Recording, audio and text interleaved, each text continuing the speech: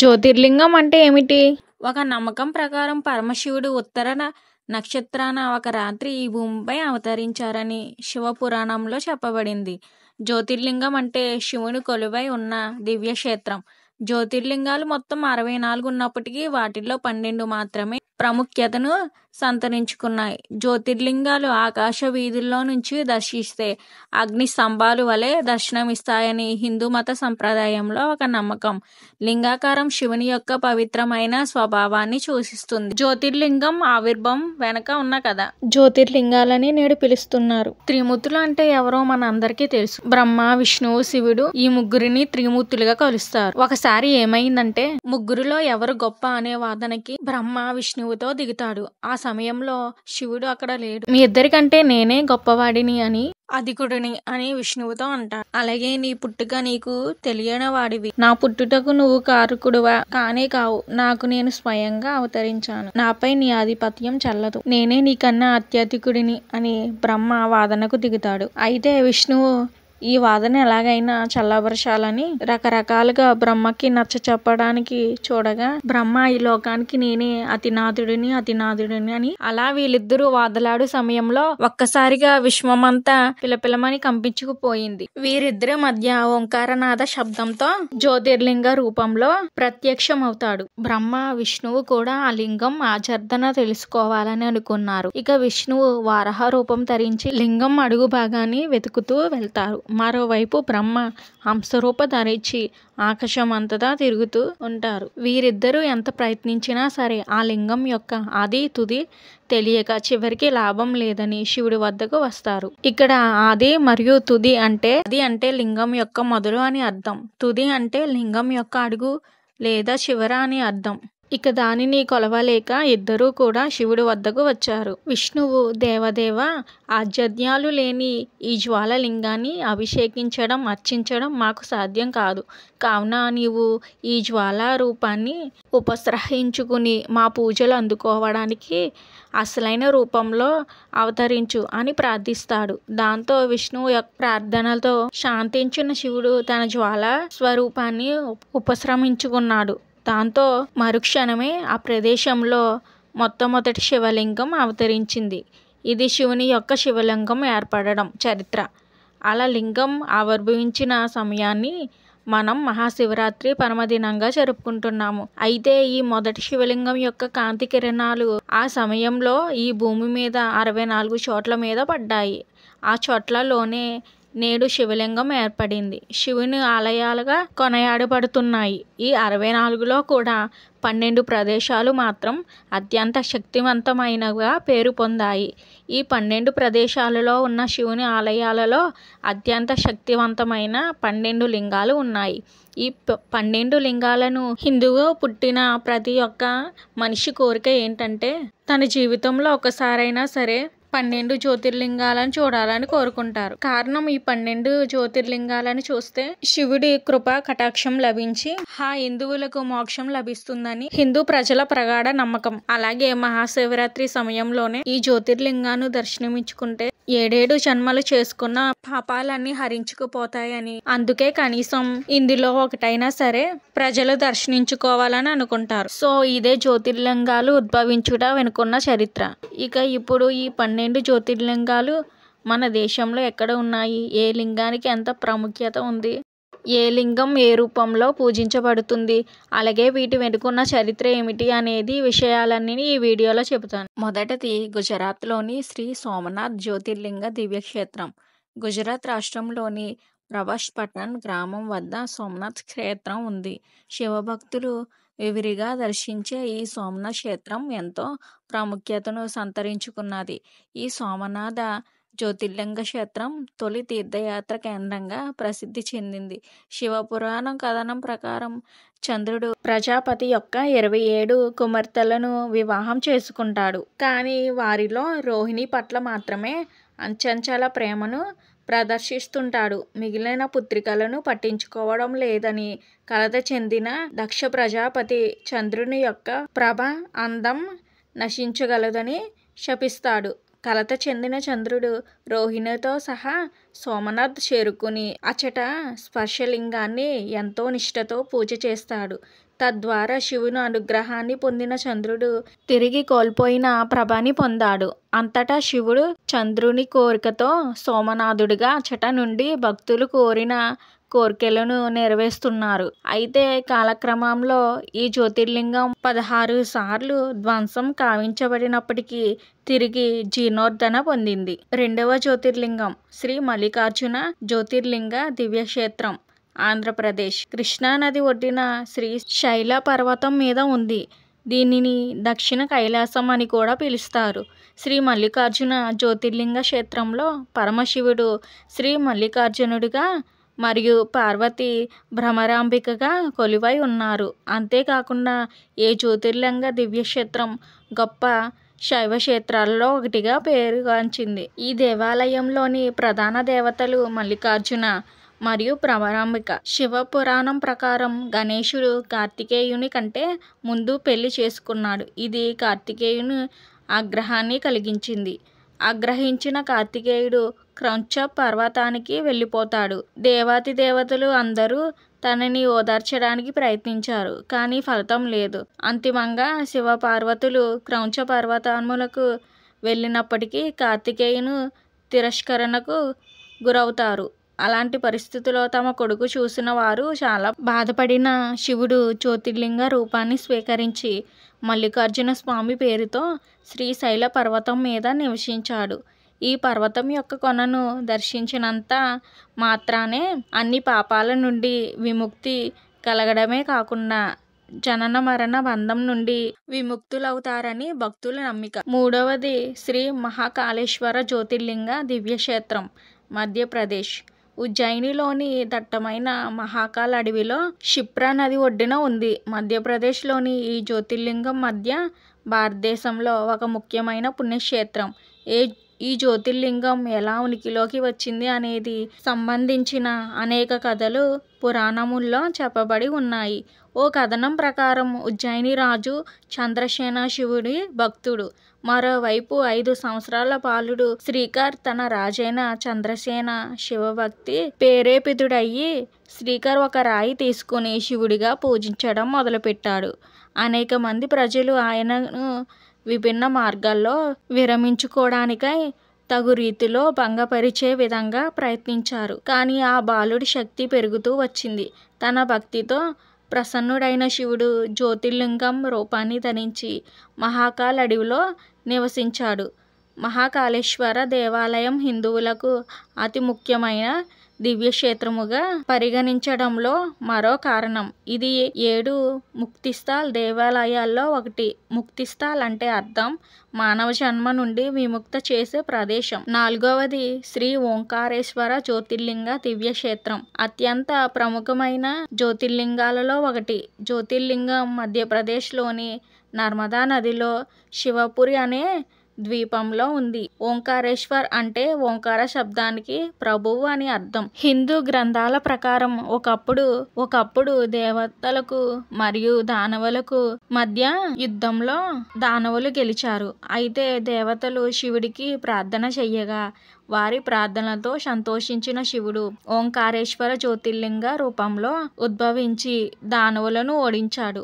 ఈ జ్యోతిర్లింగ దివ్యక్షేత్రం హిందువులకు అత్యంత పవిత్రమైనదిగా భావిస్తారు. 5వది శ్రీ వైద్యనాథ జ్యోతిర్లింగ దివ్యక్షేత్రం.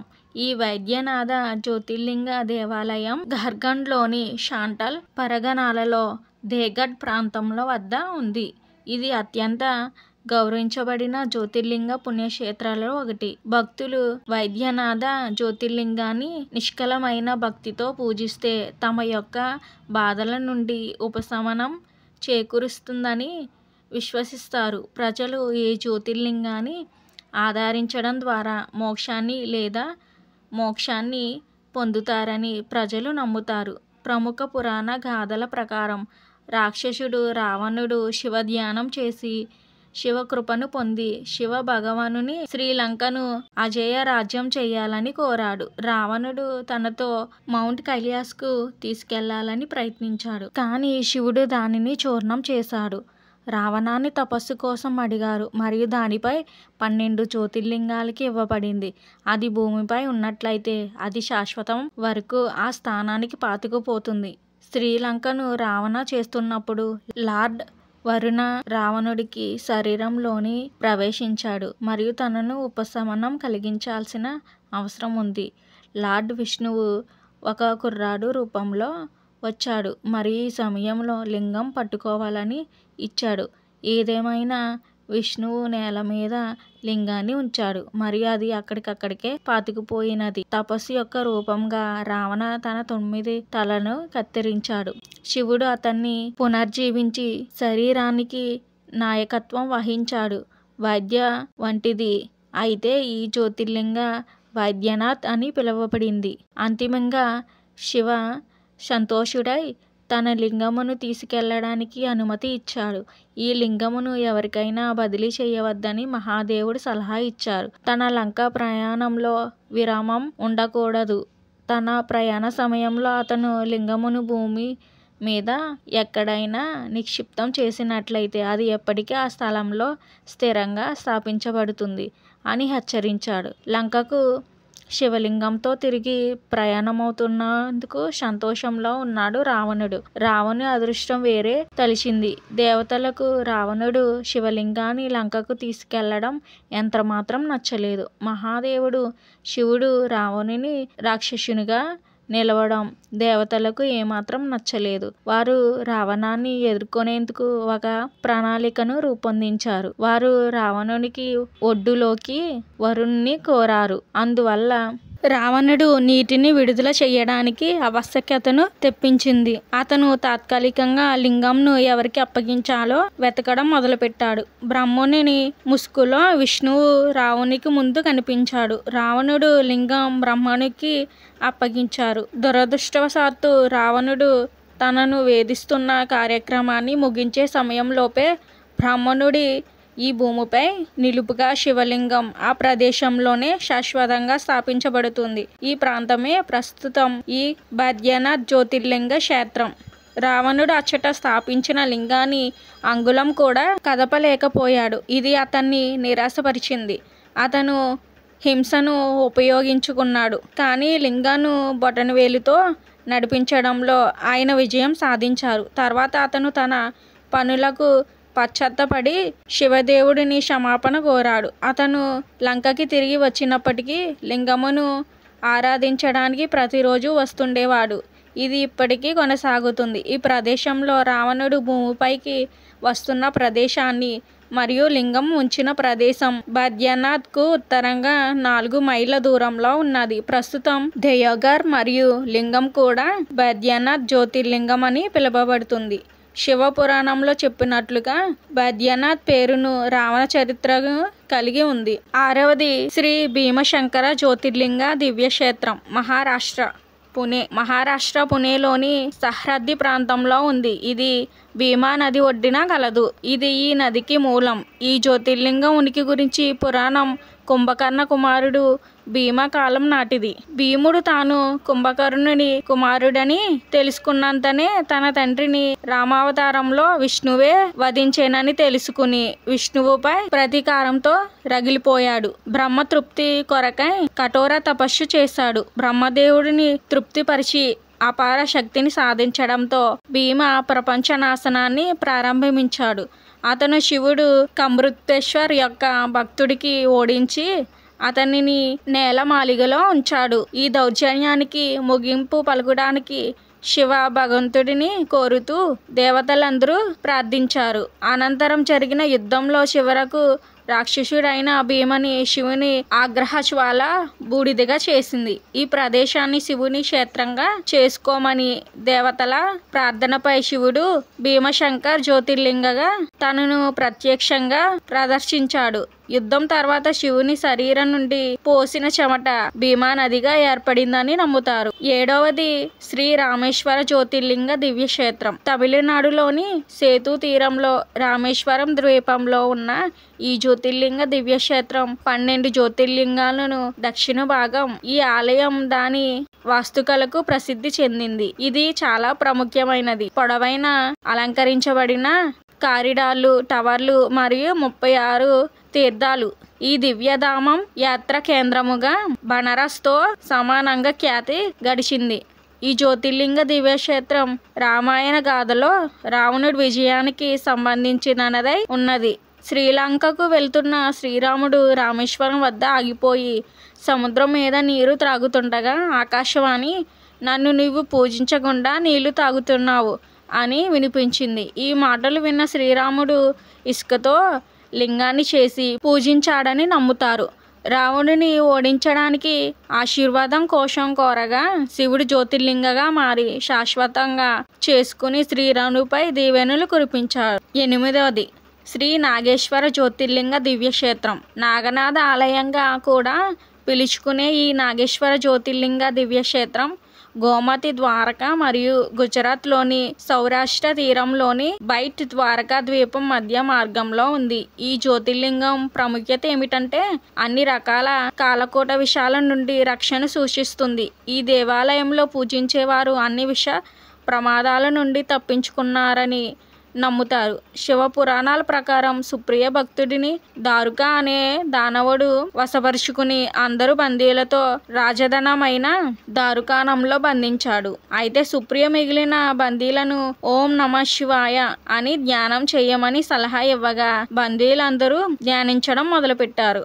ఇది విని కోపంతో రేగిపోయిన డాకరుడు రెచ్చిపోయి సుప్రియను చంపబోగా పరమశివుడు ప్రత్యక్షమై దారకుడిని అంతమొందించెను. ఈ విధంగా నాగేశ్వర్ జ్యోతిర్లింగ ఆవిర్భవించింది. 9వది శ్రీ కాశీ విశ్వనాథ్ జ్యోతిర్లింగ దివ్యక్షేత్రం. ప్రపంచంలోని అత్యంత గౌరవించే ప్రదేశం కాశీ. ఇది పవిత్ర నగరం రద్దీగా ఉండే వారణాసిలో ఉంది. వారణాసి యొక్క కనుమలు మరియు గంగా కంటే యాత్రికులకు భక్తి దృష్టి ఉంది. బనారస్లో ఇతర దేవాలపై దాని ఆధిపత్యాన్ని చూపించిన మొట్టమొదటి జ్యోతిర్లింగం. భూమి యొక్క అంతర్భాగాన్ని చీల్చుకుని స్వర్గానికి కాంతులు పంచిందని నమ్ముతారు. ఈ దేవాలయం శివునికి అత్యంత ప్రియమైనదిగా చెప్పబడింది మరియు ఇక్కడ చనిపోయిన వారికి విముక్తి లభిస్తుందని ప్రజలు నమ్ముతారు. పరమశివుడు స్వయంగా ఇక్కడ నివసిస్తూ భక్తులను విముక్తి మరియు సంతోషం ఇచ్చేవాడని నమ్మకం. ఈ ఆలయం అనేక సార్లు పునర్మించబడింది కానీ దాని ప్రాముఖ్యతని ఎల్లప్పుడూ కొనసాగించింది. 10వది శ్రీ త్రయంబకేశ్వర్ జ్యోతిర్లింగ దివ్యక్షేత్రం నాసిక్. ఈ త్రయంబకేశ్వర్ దేవాలయం మహారాష్ట్రలోని నాసిక్ నుండి 30 కిలోమీటర్ల దూరంలో గోదావరి నది పరివాహక ప్రాంతంలో ఉండే బ్రహ్మగిరి అనే పర్వతం వద్ద ఉంది. ఈ దేవాలయం గోదావరి నదికి మూలంగా పరిగణించబడుతుంది. దీనిని గౌతమి గంగా అని పిలుస్తారు. ఇది దక్షిణ భారతదేశంలో అత్యంత పవిత్ర నది. శివ పురాణం ప్రకారం గోదావరి నది కోరికపై గౌతమ్ ఋషి మరియు శివుని అనుగ్రహం పొందిన ఇతర దేవతలు ఇచ్చట కొలువై ఉండాలని నిర్ణయించి ఈ ప్రాంతానికి త్రయంబకేశ్వర్ పేరు నిర్ణయించారు. అయితే గౌతమ్ ఋషి వరుణ దేవుడిని నుండి ఒక గొయ్యి రూపంలో ఒక వరం సంపాదించాడు. దాని నుండి అతను తృణధాన్యాలు మరియు ఆహార అనంతమైన సరఫరా పొందుతుండేవారు. ఇది గమనించిన ఇతర దేవతలు అతనిపై అసూయ పడ్డారు. వారు గౌతమునిని ధాన్య నగరంలోని ఒక ఆవుని పంపించారు. ఈ గోవు పొరపాటున గౌతమ ఋషి చేత హత్య చేయబడింది. ఆ ప్రదేశము శుద్ధీకరించుటకు ఏమైనా చెయ్యమని శివుని అడిగాడు గౌతముడు. శివుడు గంగను భూమిని పవిత్రంగా చేయడానికి రమ్మంటాడు. తద్వారా గంగ పక్కన త్రయంబకేశ్వర్ జ్యోతిర్లింగగా కొలువై భక్తులు కోరిన కోరికలు తీర్చుకున్నారు. మహారాష్ట్రలోని ఈ జ్యోతిర్లింగం ప్రతి ఒక్కరి కోరికలు నెరవేరుస్తుందని హిందువులు విశ్వసిస్తారు. 11వది శ్రీ కేదార్నాథ్ జ్యోతిర్లింగ దివ్యక్షేత్రం. భారతదేశంలోని అతి పవిత్రమైన యాత్రా స్థలాల్లో ప్రాముఖ్యమైనది శ్రీ కేదార్నాథ్ దేవాలయం. హిమాలయ పర్వత శ్రేణిలో 12,000 అడుగుల ఎత్తున కేదార్నాథ్ అనే పర్వతంపై ఉంది. ఇది హరివార్ నుండి సుమారు 150 మైళ్ళ దూరంలో ఉంది. జ్యోతిర్లింగానికి చెందిన ఈ ఆలయం ఏడాదికి 6 నెలలు మాత్రమే తెరవబడి ఉంటుంది. ఇచ్చట సంప్రదాయం ఏమిటంటే కేదార్నాథ్ తీర్థయాత్రలకు వెళ్ళినప్పుడు భక్తులు మొదట యమునోత్రి మరియు గంగోత్రి సందర్శించి అచ్చటి నుండి పవిత్ర జలాలు కేదార్నాథ్కి అభిషేకిస్తారు.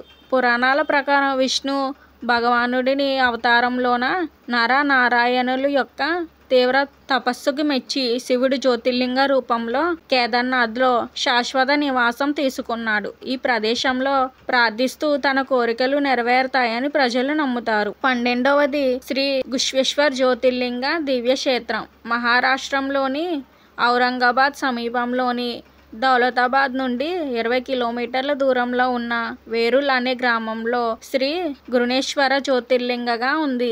అజంతా ఎల్లోరా గుహల్లో ఈ ఆలయాల సమీపంలో ఉన్న ప్రసిద్ధి పర్యాటక ప్రదేశం.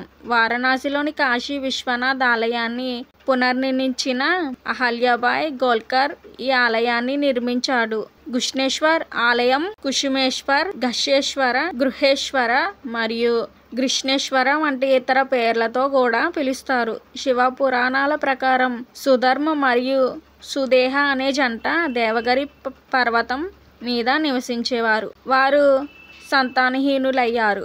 అందువలన సుదేహ ఆమె సోదరి గుష్మాను సుధర్మతో వివాహం జరిపించింది.